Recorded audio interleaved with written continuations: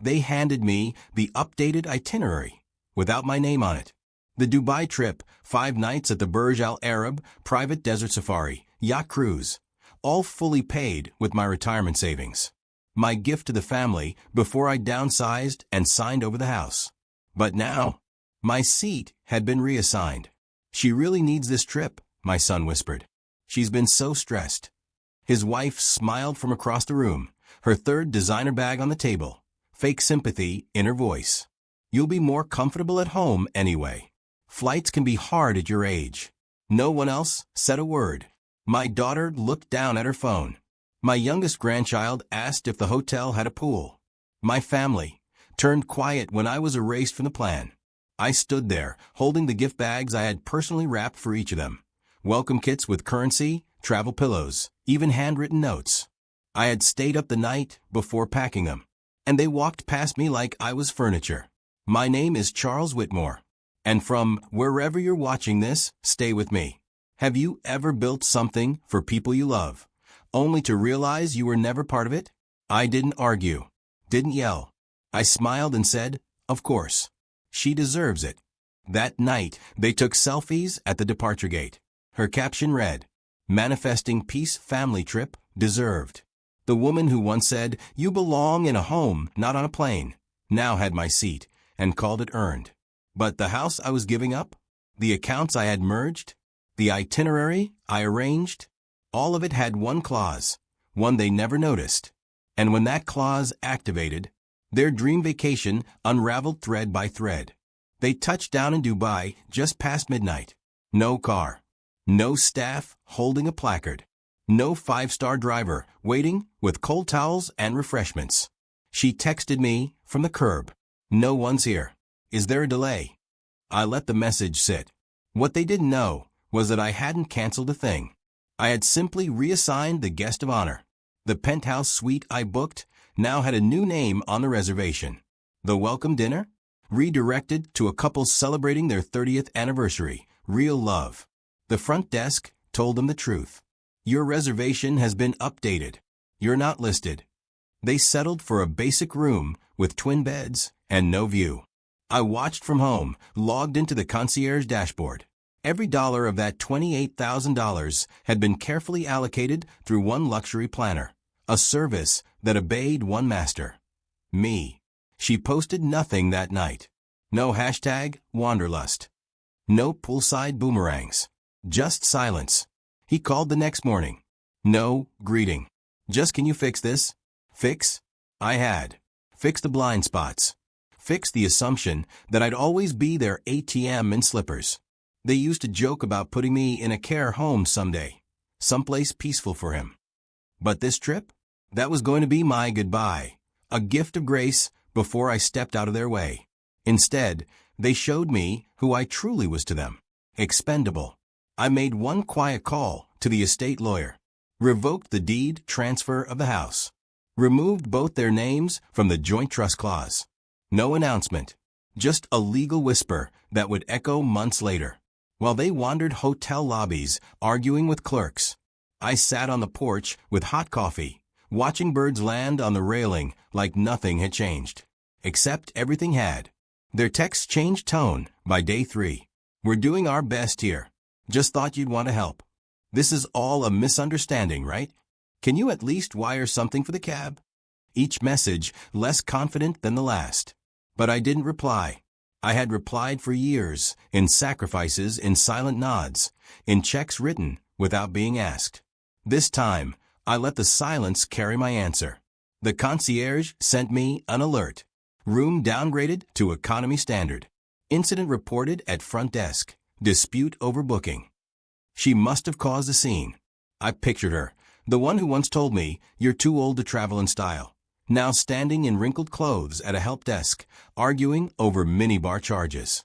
And my son? He'd become a shadow of the boy who used to hold my hand at the airport. He used to beg me to lift him up so he could see the planes. Now he couldn't even lift the phone to say, "Dad, I'm sorry." I opened a box that had been sealed in my office drawer for years. Inside, photos from road trips, Disney passes, letters he wrote as a child. All signed, "Love you, Dad." I wondered where that boy had gone. Because the man who took my seat on that plane, he wasn't my son. Not the way I remembered him. Sometimes loss isn't loud. It's quiet. It's watching the people you raised become strangers in your own story. I pulled out a blank sheet of paper. Wrote a new will. New beneficiary. New legacy. No need to explain it. Time already had. Outside, wind pushed leaves across the porch like scattered pages. Reminders that old chapters don't beg to be read again. They just drift and disappear. 2 days after I finalized the new will, a knock came at the door. Not my son. Not her. It was Rachel. My niece. The only one who still sent birthday cards. She stood there with wind in her hair, holding a paper bag of groceries and an awkward smile. I heard you might need help around the house, she said. I hadn't called her. Hadn't even mentioned the trip. But somehow she knew. That evening, she made tea the way my late wife used to. 2 sugars, no questions. We didn't speak about Dubai. We didn't speak about betrayal. We just sat. And for the first time in weeks, the silence didn't feel like punishment. It felt like peace. I showed her the garden. She offered to prune the rose bush that had started growing wild. I remember planting this one with Aunt Carol, she said, touching the stem like it was sacred. That night, I moved the manila folder labeled Legacy to a different drawer. One that locked. One she had the key to. I didn't say a word about what was inside. But I knew she'd never use it for herself. That's the kind of person she was. Meanwhile, the messages stopped coming. No apology. No explanation. Just digital dust where my son's voice used to be. I heard from a friend that they cut the trip short. That she cried at the airport. That they blamed technical issues for the whole disaster. No one mentioned me. And that's how I knew they never intended to remember me. But someone else did. And while they scrambled to preserve their pride, Rachel watered the garden, fixed a loose hinge on the back door, left a plate of warm cookies by my reading chair, without asking if I wanted them. Sometimes, the ones who deserve your inheritance don't ask for a cent. They just show up, knock gently, and bring peace instead of expectation. I walked Rachel through the halls the next morning. These scuff marks here, I said, pointing to the staircase. He made those with his little truck, used to ride it down like it was a roller coaster. She smiled softly. The dent in the pantry door, that was her. Locked herself in when she didn't want spinach. Every corner of that house held echoes of the ones who left me behind. But now, with Rachel by my side, those memories didn't sting. They breathed. They softened. She listened to each one like a sacred story. Not once did she look at her watch or check her phone. Later, she found the guest room door ajar. On the bed, a folded towel, toiletries, and a note I had forgotten I left. Welcome home, whoever needs it. She didn't mention it, just tucked the towel away and began dusting the bookshelf. Meanwhile, the mail came. A glossy envelope. No return address. Inside, a printed photo of them smiling at a Dubai brunch table. Her nails perfectly done. His arm forced around her shoulder. The caption.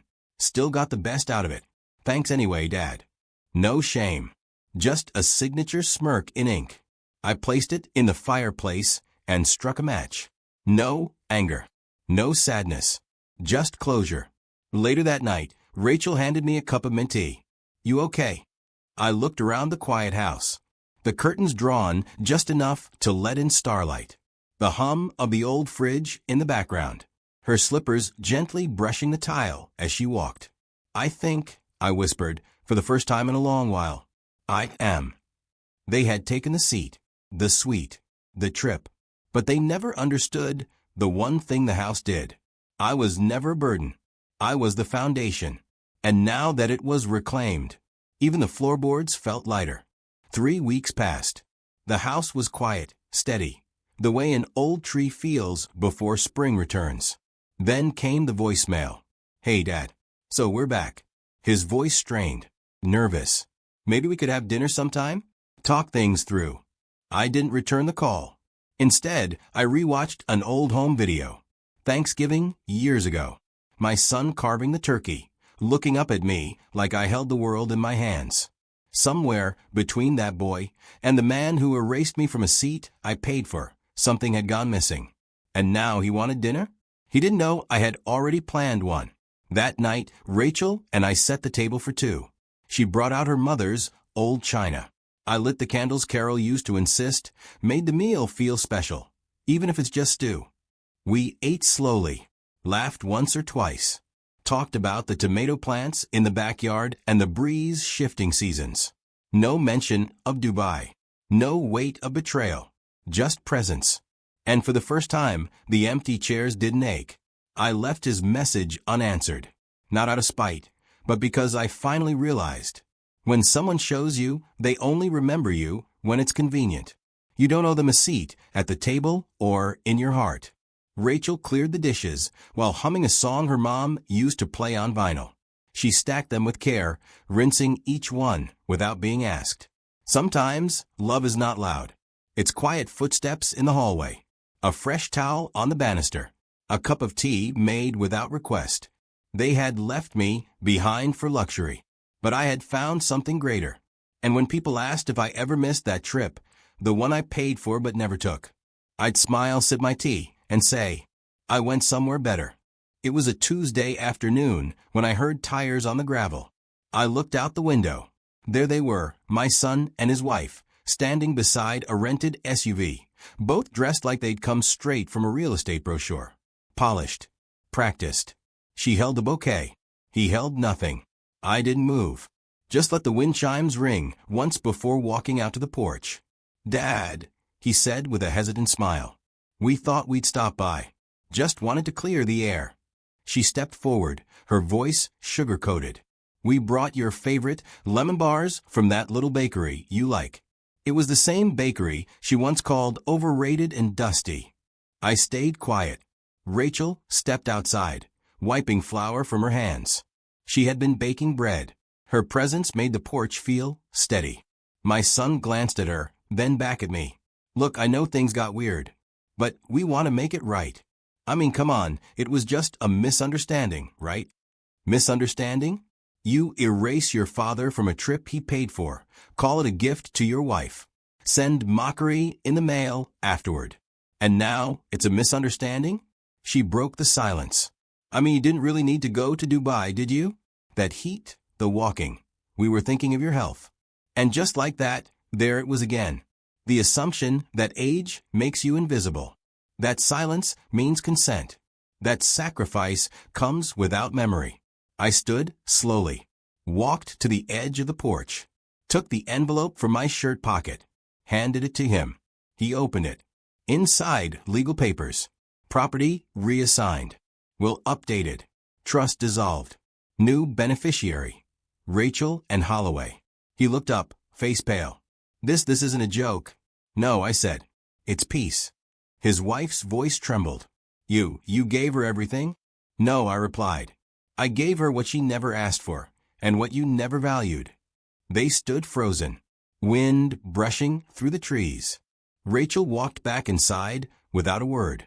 And I sat back down, poured another cup of tea, and watched as they quietly got in the car, and drove away without saying goodbye. Weeks passed. No more calls. No flowers. No holiday card for my son for the first time in 34 years. And yet the house was never quieter in a painful way. It was peaceful. Rachel repainted the hallway that had once been scratched by toy trucks, hung up a small painting her mother made in watercolor, baked bread every Sunday, and left half the loaf wrapped in linen at the neighbors. One morning, I heard her humming in the garden. Same tune my wife used to hum while hanging laundry in the spring breeze.